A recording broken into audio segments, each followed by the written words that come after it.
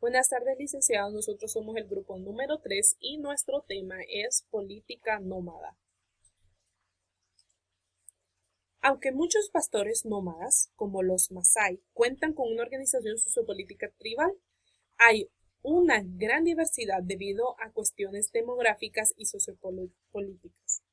Conforme aumentan los problemas reguladores, las jerarquías políticas se vuelven más complejas. La organización política es menos personal, más formal y se orienta menos al parentesco. ¿La estrategia de adaptación de los pastores se provee alguna organización política particular? Algunos pastores tradicionalmente han existido como grupos étnicos bien definidos en estados nacionales. Esto refleja la necesidad de los pastores de interactuar con otras poblaciones, necesidad que es menos característica en otras estrategias adaptativas. Entre los pastores en las regiones densamente pobladas, la autoridad política es mayor conforme aumentan los problemas de regulación. Considere dos tribus pastoras nómadas de Irán, los Baseri y los Qashqai. Al comenzar cada año desde una meseta cerca de la costa, estos grupos llevan a sus animales a pastizales ubicados a 5.400 metros sobre el nivel del mar. Los Baseri y los Qashqai comparten esa ruta entre ellos y con muchos otros grupos étnicos. De manera cuidadosa, programan el uso del mismo pastizal y coordinan meticulosamente los movimientos de los grupos étnicos. La expresión para este programa es ILRA, un concepto común a todos los nómadas iraníes. El ILRA de un grupo en su ruta obligatoria en tiempo y espacio. Cada grupo mantiene un programa anual donde se establece cuándo y en qué área específica se usa el pastizal. Por ejemplo, podemos ver en esta imagen que tenemos aquí que la organización política de los Qashqai está bien desarrollada, pues comparten su ruta nómada y recursos estratégicos con muchas otras tribus. Cada tribu posee su propio líder, llamado Khan o Idkhan. El Khan Baseri, puesto que trata con una población más pequeña, enfrenta menos problemas para coordinar sus movimientos que los líderes de los Qashqai. En consecuencia, sus derechos, privilegios, responsabilidades y autoridades son más débiles. No obstante, su autoridad supera la de cualquier figura política que ya se ha mencionado. Sin embargo, la autoridad del Khan se debe más a sus rasgos personales que al ejercicio de su oficio. Esto es, los Baseri siguen a un Khan particular, no por la posición política que ocupa, sino por obediencia y lealtad hacia él como hombre. El Khan confía en el apoyo de los jefes de los grupos de ascendencia en los que se divide la sociedad Baseri. Sin embargo, la sociedad Qashqai, la obediencia cambia de la persona al puesto. Los Qashqai tienen múltiples niveles de autoridad y jefes o Khans más poderosos. La administración de 400.000 personas requiere una jerarquía compleja. A la cabeza se encuentra el Idkhan, a quien ayuda un comisario debajo del cual se encuentran los jefes de las tribus contribuyentes y bajo cada una de ellas figuran los jefes de los grupos de ascendencia. Podemos ver aquí en esta figura 8.4 la ubicación de los Baseri y de los Qashqai. Aquí está el mapa. Ahora vamos a hablar de los cacicazgos. Después de observar a las bandas y tribus, regresamos a formas más complejas de organización sociopolítica, los cacicazgos y los estados. Los primeros estados surgieron en el Viejo Mundo hace aproximadamente 5.500 años. Los primeros cacicazgos se desarrollaron probablemente 1.000 años antes, pero pocos sobrevivieron en la actualidad. En muchas partes del mundo, el cacicazgo fue una forma de organización transitoria que surgió durante la transformación de las tribus a estados. La formación del estado comenzó en Mesopotamia, actualmente Irán e Irak. Después ocurrió en Egipto, el Valle del Indo en Pakistán e India y al norte de China. Unos pocos miles de años después también surgieron estados en dos partes del hemisferio occidental, Mesoamérica, México, Guatemala, Belice y los Andes centrales, Perú y Bolivia. Los primeros estados se conocen como estados arcaicos o estados no industriales, en contraste con los modernos estados nacionales industriales. El cacicazgo y el estado, como muchas categorías que usan los científicos sociales, son tipos ideales.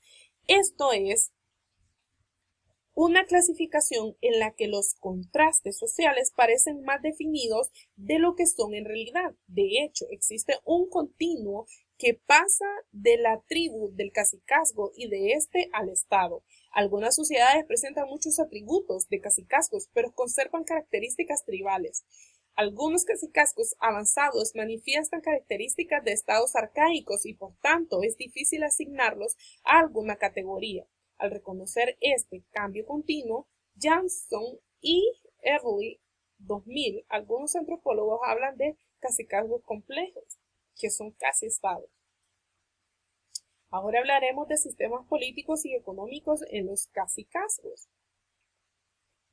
Las áreas donde se desarrollan cacicazgos se encuentran alrededor del Caribe, por ejemplo, las islas caribeñas, Panamá, Colombia, la tierra baja del Amazonas y lo que ahora es el sureste estadounidense y Polinesia.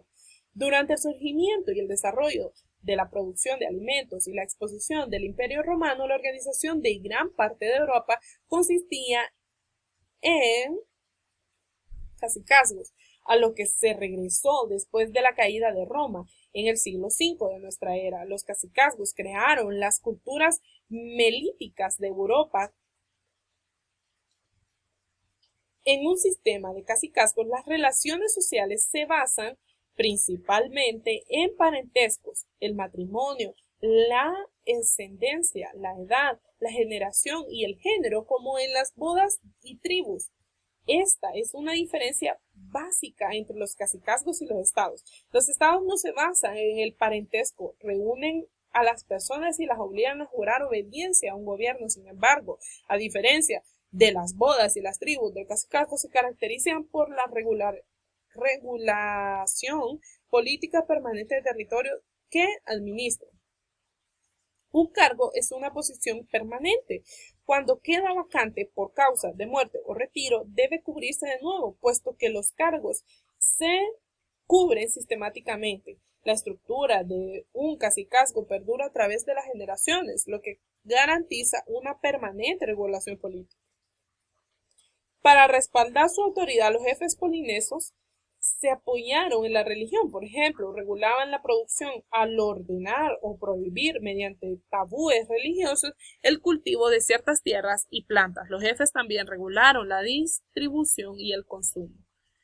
Veremos estatus social en ellos. El estatus social en los cacicazgos se basó en la antigravedad del ascendente, puesto que rango, poder, prestigio y recursos llamaban mediante parentesco y ascendencia. Los jefes polinesios mantuvieron genealogías extremadamente largas sin escribir, dedicadas a rastrear su linaje en 50 generaciones previas. Se creía que todas las personas en el cacicazgo estaban mutuamente relacionadas. Presumiblemente, todas descendían de un grupo de ancestros fundadores. El estatus del jefe se atribuye con base en la antigravedad de los ancestros. Los grados de jerarquía se calculaban tan elaboradamente en algunas islas que habían tanto rangos como personas. Por ejemplo, el tercer hijo se clasificaba debajo del segundo, quien a su vez se ubicaba por abajo del primero. El primero, un hermano mayor, se colocaba por arriba del hijo del siguiente hermano, cuyos hijos a su vez superarían el rango a los de los hermanos más jóvenes. No obstante, incluso las personas de rango más bajo en un cacicazgo todavía era pariente del jefe. En ese contexto, basado en el parentesco, todos, incluso un jefe, debía compartir sus parientes, puesto que todos ostentaban un estatus ligeramente diferente. Era difícil trazar una línea entre élites y personas comunes, aunque otros cacicazgos calculaban la jerarquía de manera distinta y poseían genealogías más cortas que las de las polinesias. La preocupación por la genealogía y la antigüedad y la ausencia de brecha definida entre élites y personas comunes eran características de todos los cacicazgos. Estatus en cacicazgos y estados.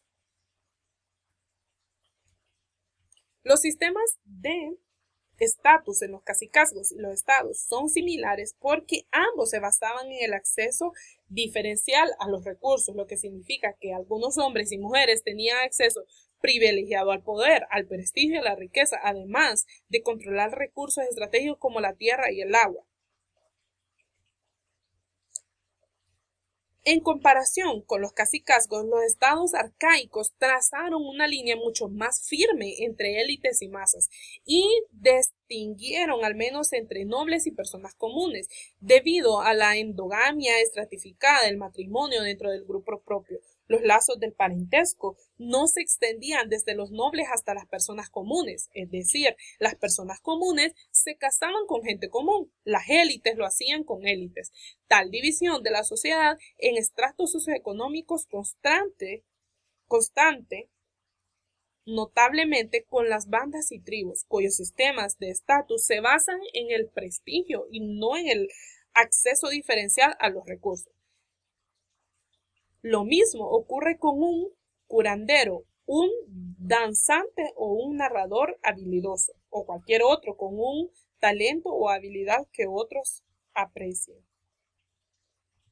En las tribus, el prestigio se dirige hacia los líderes del grupo de ascendencia, a los jefes de la aldea y especialmente al gran hombre, una figura regional que administra la lealtad y el trabajo de otros. Sin embargo, todas esas figuras deben ser generosas si acumulan más recursos, esto es, propiedad o alimentos, que los demás en la aldea deben compartirlos con el resto.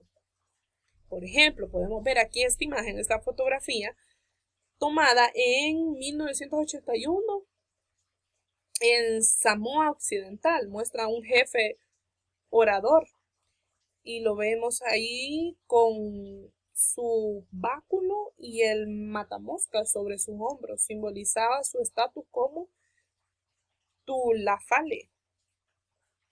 A diferencia de los grandes hombres, los jefes estaban exentos del trabajo ordinario y tenían derechos y privilegios que no estaban disponibles a las masas. Sin embargo, como grandes hombres todavía retribuían mucha de la riqueza que tomaban. Estratificación. El sistema del estatus en los cacicazgos, aunque basado en el acceso diferencial, se distinguía del sistema de estatus en los estados porque los parientes y los asistentes del jefe siempre eran los privilegiados. Sin embargo, dicho tipo de sistema de estatus no duró mucho tiempo. Los jefes comenzarían actuando como reyes y tratarían de erosionar las bases de parentesco de los cacicazgos. El influyente sociólogo Max Weber en 1922-1968 definió 3 dimensiones que se relacionan con la estratificación social. Número 1, estatus económicos o riqueza. Número 2, poder. Y número 3, prestigio.